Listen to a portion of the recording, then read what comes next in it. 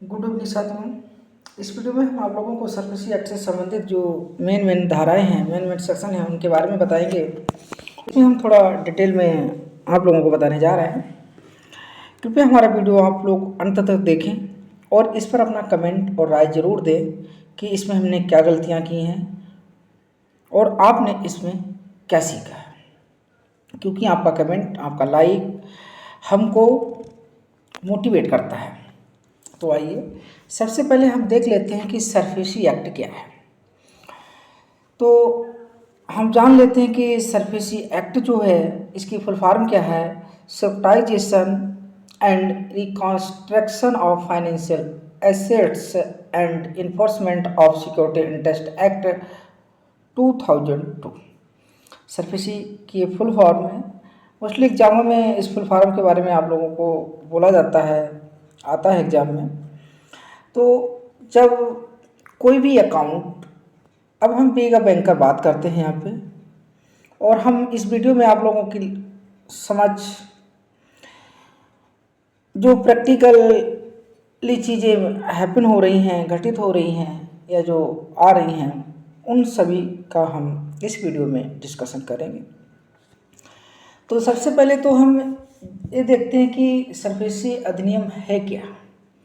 सरफेसी अधिनियम के तहत हम जो प्रॉपर्टी है, बीइंग अ बैंकर, हमने मॉर्गेज अपने पास में रख रखी है, या कोई मूवेबल भी प्रॉपर्टी है जैसे plant and machinery, stock etcetera. तो जब कोई भी अकाउंट एनपीए हो जाता है, अब एनपीए की डिफिनेशन क्या है, वो ये है कि जब कोई भी अमाउंट ओवर ड्यू रहता है, जिसका पेमेंट नहीं किया गया जाता है 90 दिन तक, 90 डेज तक, तो आफ्टर 90 डेज अकाउंट डिफ़ॉल्ट की कैटेगरी में आ जाता है। इसका एक हमने सेपरेट वीडियो बनाया हुआ है, जिसमें हमने प्री एनपीए की कौन कौन सी स्टेजें होती हैं, जैसे SMA 0, SMA 1, SMA 2, तो ये सारी चीज़ें हमने बताई हैं, तो आप वो वीडियो देख सकते हैं। जब आरबीआई के दिशा निर्देश अनुसार, आरबीआई के गाइडलाइन के अनुसार जब अकाउंट एनपीए हो जाता है, तो उस कंडीशन में हमको रिकवरी के लिए बहुत से कदम उठाने पड़ते हैं। तो रिकवरी से संबंधित जब हम बात करते हैं, तो हमारे जेहन में दो चीज़ें हमारे सामने आती हैं। पहला तो ये आता है कि हम इस पर क्या एक्शन लें और क्या एक्शन हमारे लिए अधिक सुटेबल रहेगा, या कौन सा एक्शन हमको ईजिएस्ट पड़ेगा, जिससे हम जल्दी और ईजिएस्ट वे में रिकवरी करा सकते हैं।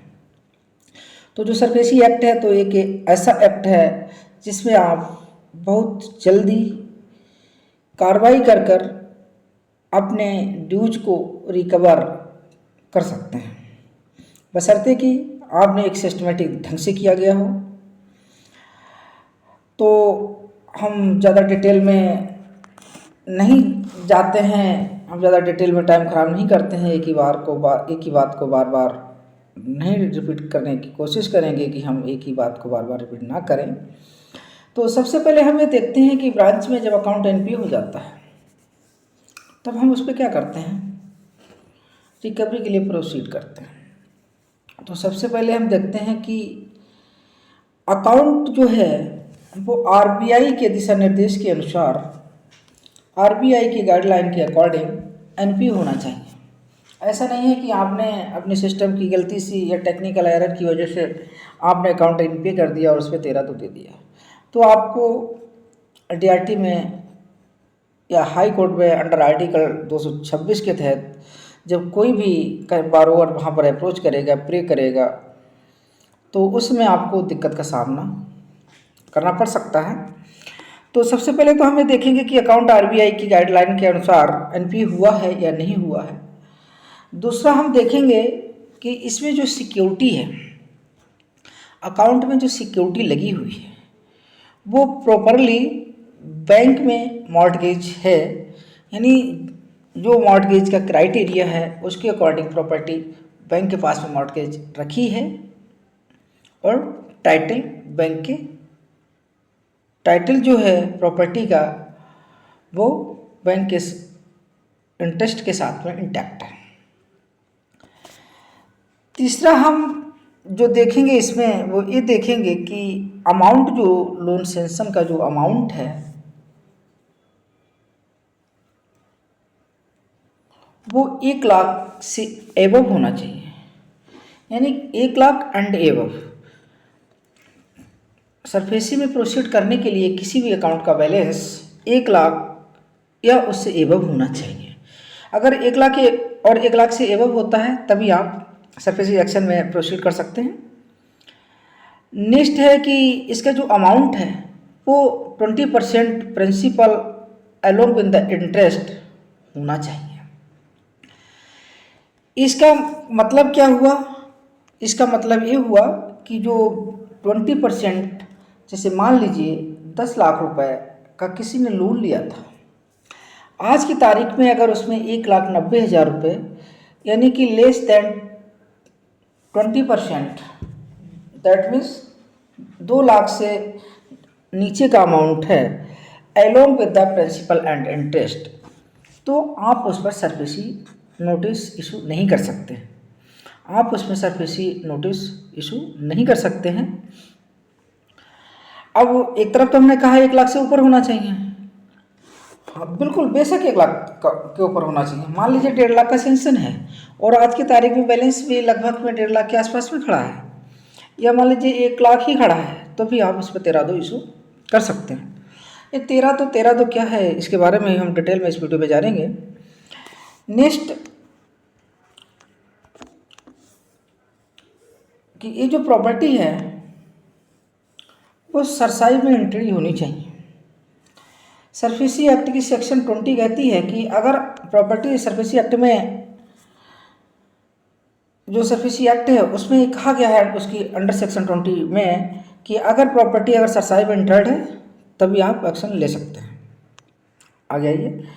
Even account are satisfying the above criteria mentioned under the clause, कि ये जो ऊपर जो अभी तक हमने क्राइटेरिया दिए गए हैं कि भाई किन किन सिचुएशन में आप 13(2) मतलब सरफेसी नोटिस दे सकते हैं, तो अब उसका क्या है कि अब आगे जो है ये अगर सेटिस्फाई भी हैं लेकिन फिर भी हम जो नीचे कुछ सिक्योरिटी दे रहे हैं इनमें हम सरफेसी नोटिस नहीं दे सकते हैं।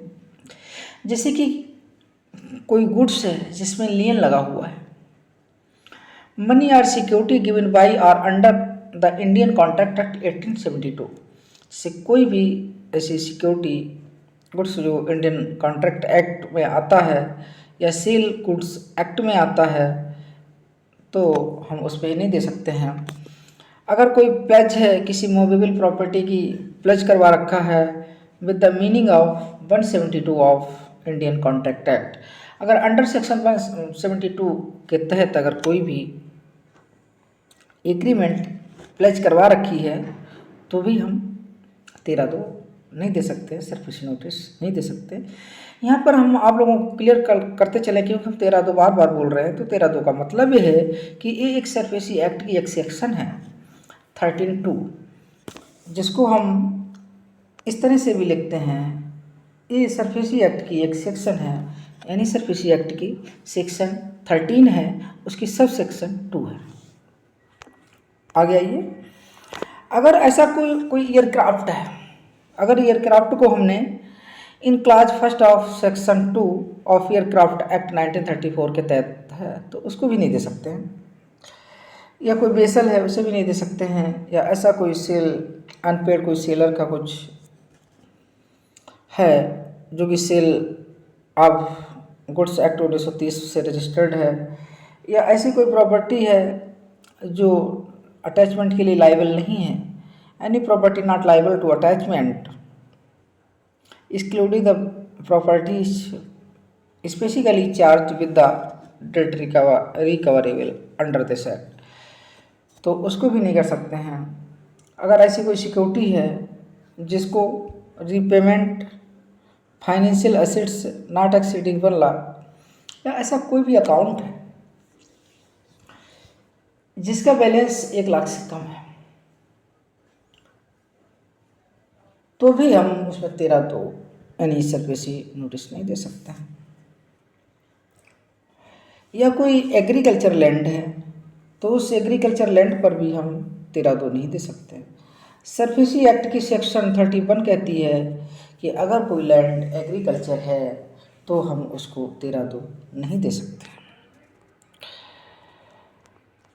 नेक्स्ट है कि अगर कोई भी किसी भी अकाउंट का जो बैलेंस है इंक्लूडिंग इंटरेस्ट अगर वो 20% से कम है तब भी हम 13(2) नहीं दे सकते। अगर हम यहाँ पर लिमिटेशन की बात करें तो हमारे बहुत से साथी कहते हैं कि हमने डिमांड नोटिस 13(2) इशू कर दिया या 13(4) इशू कर दिया, सरफेसी में हमने एक्शन प्रोसीड कर दिया और उसका अगर टाइम बार्ड है हो गया है या टाइम बार्ड होने वाला है तो वो सरफेसी उसकी लिमिटेशन पर कोई इफेक्ट नहीं डालता है। लेकिन इतना ज़रूर है कि अगर आपने सरफेसी में अगर आपने टाइम बार्ड पर साइन नहीं कराए हैं, डॉक्यूमेंट पे साइन नहीं करा है तो आप सरफेसी के तहत अगर जाते हैं तो वो इलीगल माना जाएगा और आपको अननेसेसरी चीज़ों का मतलब सामना करना पड़ेगा। इसके लिए जब हम कोई डिमांड नोटिस इशू करते हैं 13(2) इशू करते हैं तो उसमें आप लोगों को ध्यान रखना है कि कोई भी मतलब उसका जो डॉक्यूमेंट है वो किसी भी हालत में एक्सपायर नहीं होना चाहिए और एक बार जब सरफेसी हो जाता है उसके बाद में भी आपको वो रेगुलर डॉक्यूमेंट साइन करवाना पड़ेगा। क्योंकि बहुत केसों में देखने को मिला है कि लोग ब्रांचेस कहती हैं, बैंकर्स कहते हैं कि हमने सरफेसी में ले लिया सफिशिएंट, ऐसा नहीं है।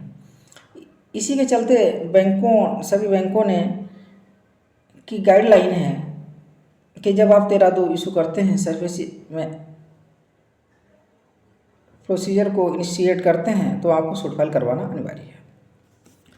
अगर कोई डिग्रीड केस भी है तो उसमें भी आप सरफेसी एक्शन में प्रोसीड कर सकते हैं। अब आइए हम देखते हैं कि 13(2) के बारे में। 13(2) क्या है? 13(2) सरफेसी एक्ट की एक सेक्शन है। सरफेसी एक्ट की सेक्शन 13 है, सब सेक्शन 2 है। इसके तहत जो हम नोटिस देते हैं उसको डिमांड नोटिस भी कहते हैं, और इस नोटिस को इशू कौन कर सकता है? इस नोटिस को इशू कर सकता है अथराइज्ड ऑफिसर। जो एओ होता है वो इस नोटिस को इशू कर सकता है, लेकिन एओ का मतलब यहाँ पर है अथराइज्ड ऑफिसर, नॉट जिसकी रैंक है, जिसका जो स्केल है not lower the scale for. Okay, demand notice is sufficient to proceed. जो डिमांड नोटिस है अगर आपने 13(2) के तहत अगर डिमांड नोटिस भेज दिया है तो ये सफिशिएंट है सरफेसी एक्ट में काम करने के लिए। And issue the recall notice not mandatory और नेसेसरी। इसके अलावा आप रिकॉल नोटिस भेजना एक कोई मैंडेटरी नहीं है, क्योंकि डिमांड नोटिस ऑलरेडी इशू किया जा चुका है कस्टमर के लिए। क्योंकि ये बहुत क्यूरी आती है बैंकर्स की तरफ से कि जब हमने 13(2) इशू कर दिया तो हम डिमांड रिकॉल नोटिस भी भेजें, लेकिन ऐसा मैंडेटरी नहीं है। रिकॉल नोटिस भेजना कोई मैंडेटरी नहीं है, वो अपने आप में सफिशिएंट है 13(2) पे भेज दिया। While proceeding against the secured assets given the security by the guarantor or third party hypothecator, a demand notice to be issued endorsing copy the borrower guarantors to the third party as case में। जब हम उस 13(2) अब क्या है सबसे जान लेते हैं। देखो 13(2) एक डिमांड नोटिस है जिसका एक प्रिस्क्राइब्ड फॉर्मेट है, और जो फॉर्मेट है उसके भी फॉर्मेट भी दो तरह से, एक है सूट फाइल केसेस के लिए और दूसरा है नॉन सूट फाइल केसेस के लिए।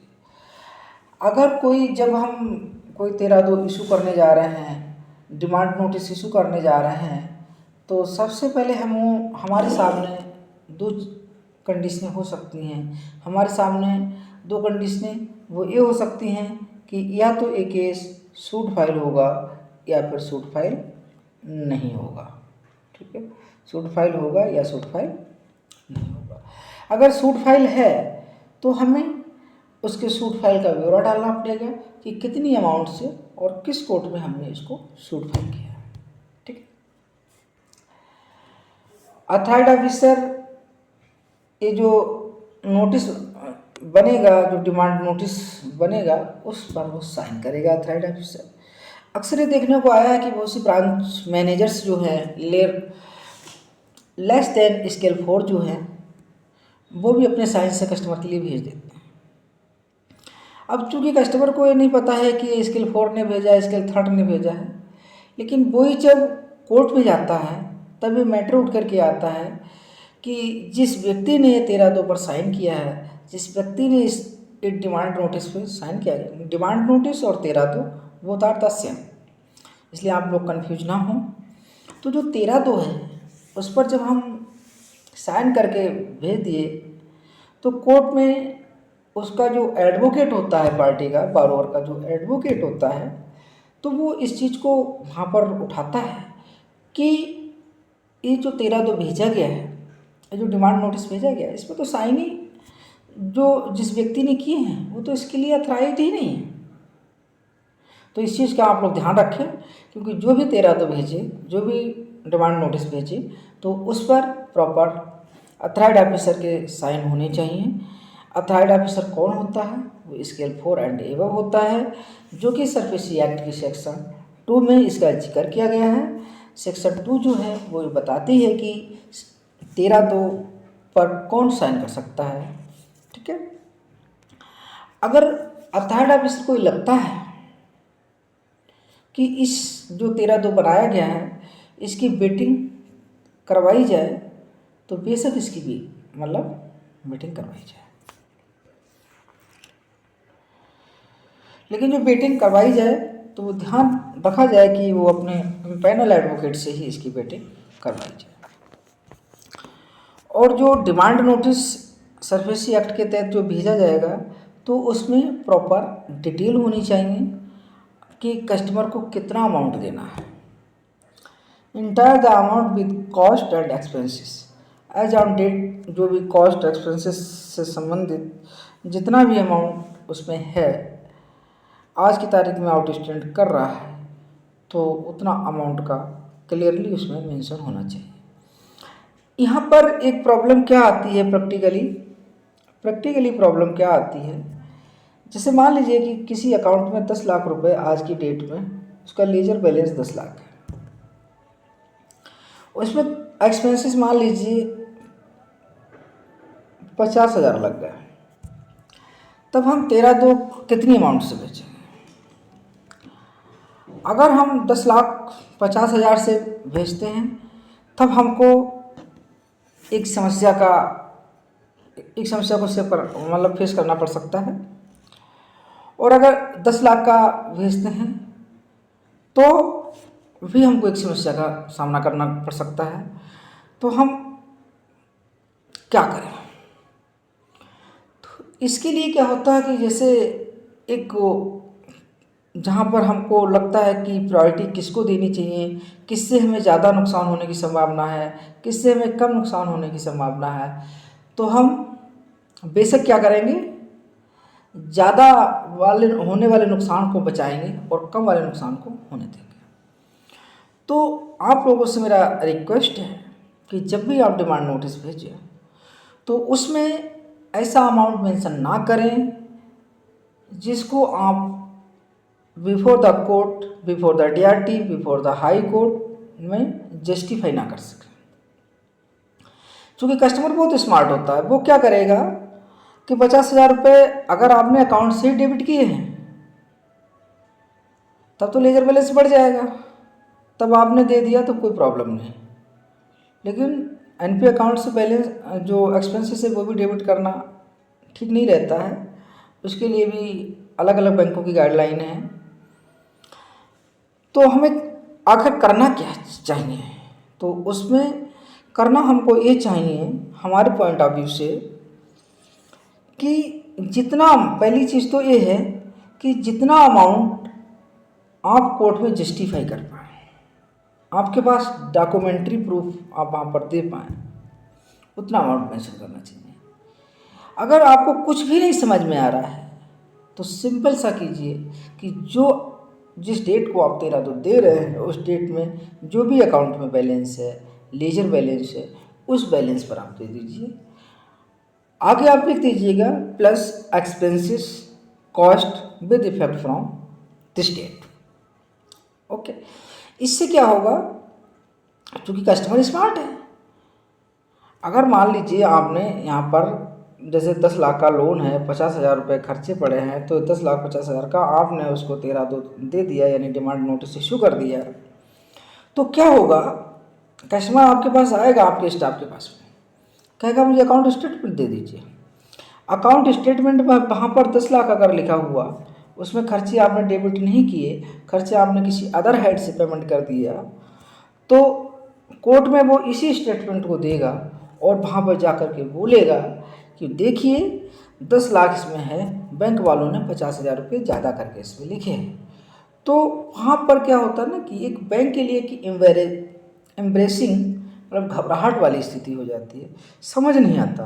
हालांकि प्रूफ है बैंक के पास में, लेकिन वो एक अननेसेसरी जवाबदेही है, तो ऐसी जवाबदेही में आप लोग ना पड़े। तो दो स्थिति हो सकती हैं कि या तो सूट फाइल होगा या नहीं सूट फाइल होगा। अगर सूट फाइल होगा तो उसके लिए एक अलग से इसका फॉर्मेट है और नॉट सूट फाइल के लिए अलग से है। अलग से इसमें कोई ज़्यादा अंतर नहीं है। सूट फाइल का अगर है तो उसमें आपको वो डिटेल डालनी पड़ेगी भी, कितनी अमाउंट से आपने सूट फाइल किया, कितना आपने रेट ऑफ इंटरेस्ट को पे किया, कितना आपने इंटरेस्ट को पे मतलब कितना आपने इंटरेस्ट को पे किया और किस डेट से पे किया।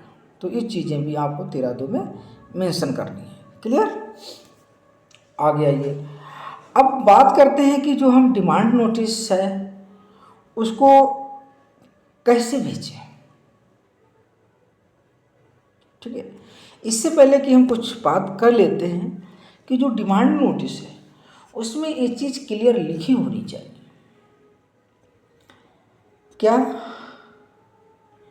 नोटिस ऑफ पब्लिक एक्शन और इनवाइटिंग कोटेशन और टेंडर फ्रॉम पब्लिक और private treaty for transfer by way of lease assignment और sale of secured asset by the bank. कि बैंक आपकी संपत्ति को किसी भी वे में बेच करके, किसी भी वे का मतलब लीगली, ऐसा नहीं है ऐसे हवा में, ऐसा नहीं है कि एक लीगली वे में, चाहे वो ऑक्शन के माध्यम से, चाहे वो प्राइवेट टीटी के माध्यम से, चाहे वो कोटेशंस के माध्यम से, चाहे अन्य किसी वे में लीज से असाइनमेंट से प्रॉपर्टी को बेच सकता है। और अगर अकाउंट मान लीजिए कंसोर्टियम अकाउंट है तब तो फिर आपको पता ही है, तब बैंकें क्या करेंगे कंसोर्टियम के, अगर कंसोर्टियम अकाउंट है तो उस कंडीशन में joint financing of banks assets है, तो उसमें क्या करते हैं वो अपना इंडिपेंडेंटली 13(2) भेजें। ओके, मतलब जो 13(2) है वो इंडिपेंडेंटली बैंक्स भेज सकती हैं। आगे आइए, अब इसमें कि जो if there in any delay on the part of the lead bank, अगर लीड बैंक के पार्ट पे अगर कोई प्रॉब्लम है, लीड बैंक के पार्ट पर कोई प्रॉब्लम है तो 60% जिसके पास शेयर होगा, यानी जैसे मान लीजिए 10 करोड़ का लोन है कंसोर्टियम में, हालांकि 10 करोड़ का होता नहीं है, वो सिंगल बैंक ही कर देती है, इसमें बड़े बड़े प्रोजेक्ट होते हैं, 500 करोड़ 200 करोड़ 1000 करोड़ इस तरह के इसमें वो होते हैं फाइनेंस। तो अब मान लीजिए 10 करोड़ का है, ये केवल मैं एग्जाम्पल ले रहा हूँ, 10 करोड़ है, 10 करोड़ में से उसने 6 करोड़ मान लीजिए हमारी बैंक के पास में है, 4 करोड़ किसी अन्य बैंक के पास में है, तो जो हमारी XYZ बैंक है तो वो 13(2) इशू कर सकती है, कोई प्रॉब्लम नहीं।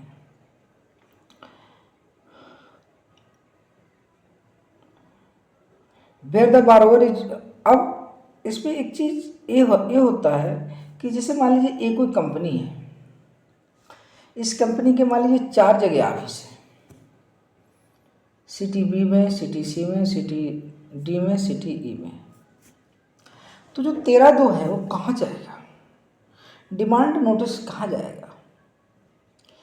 तो आप इन किसी भी ऑफिस में कहीं पर भी आप उसको डिलीवर करा सकते हो। अगर संभव है, पॉसिबल है, तो उसके हेड ऑफिस में भेजिए। अगर नहीं संभव है तो इस पर किसी भी ऑफिस में आप डिलीवर करा दीजिए, सफिशिएंट होगा। और भी अगर ज़्यादा मोर सिक्योर होना है तो इन सभी ऑफिसों में आप ट्रांसफर मतलब कर दीजिएगा, सभी को भेज दीजिएगा, कोई प्रॉब्लम नहीं। लेकिन सवाल ये उठता है कि अब जैसे मान लो किसी की 100 शाखाएँ हैं, हजारों शाखाएँ हैं, तो वहाँ हर ऑफिस में भेजना संभव नहीं है। तो उसे किसी भी एक ऑफिस में या उसके हेड ऑफिस में आप भेज सकते हैं, कोई प्रॉब्लम नहीं। और ये ध्यान रहे कि जो 13/2 पर साइन अथॉराइज्ड ऑफिस ने किया है उसकी एक कॉपी अपने पास में रिटेन होनी चाहिए, और उसको नेक्स्ट वहाँ मतलब नेक्स्ट जो बारोवर हैं, गारंटर्स हैं, उनको सभी के पास जाना चाहिए। ऐसा नहीं है कि हमने एक को भेज दिया सफिशेंट, ऐसा नहीं है। सभी के ईच एंड एवरी बारोवर गारंटर्स के पास में वो 13/2 की कॉपी आपको बाय रजिस्टर्ड पोस्ट, अभी हम बताएंगे किन किन मोडों से भेज सकते हैं। आप मेल भी कर सकते हैं, मेल के साथ में उसका एक एक्नॉलेजमेंट के लिए भी आप भेज सकते हैं। अब यहाँ पर कभी कभी एक दिक्कत क्या आती है कि जैसे मान लीजिए एक व्यक्ति ने लोन लिया था, उसमें बी और सी क्या थे, गारंटर थे, ठीक है। और अब क्या है कि एक ही डेथ हो गई, बारोवर की डेथ हो गई। अब इस कंडीशन में बंदा क्या करे? तो इस कंडीशन में अगर आप 13/2 भेज रहे हैं तो बी और सी को तो जाएगा ही, साथ में ए के जो बारोवर है इसके लीगल हेयर्स को भी जाएगा, इसके लीगल हेयर्स को भी जाएगा। Are you understand? इसी तरह से अगर कोई गारंटर की डेथ हो गई है तो उस गारंटर के लीगल हेयर के लिए जाएगा, जो कि बैंक के लिए एक बहुत डिफिकल्ट वर्क होता है, क्योंकि लीगल हेयर का पता लगाना भी थोड़ा मुश्किल होता है ना। तो इसमें हम एनफोर्समेंट एजेंट वगैरह का भी सहयोग ले सकते हैं। अब देखिए, ये तो ये भी, अब हमने इस नोटिस को भेज दिया, डिमांड नोटिस हमने सेंड कर दिया। जब हमने डिमांड नोटिस सेंड कर दिया, डिमांड नोटिस हमने सेंड कर दिया, जब डिमांड नोटिस सेंड कर दिया तो फिर क्या हुआ,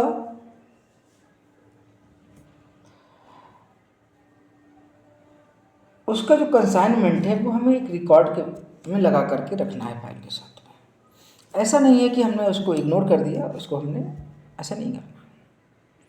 13/2 हमने प्रॉपर बनाया, अथॉराइज्ड ऑफिसर के साइन किए, करवाए, उसके बाद में हमने वो किसी भी मोड से आप भेज सकते हैं।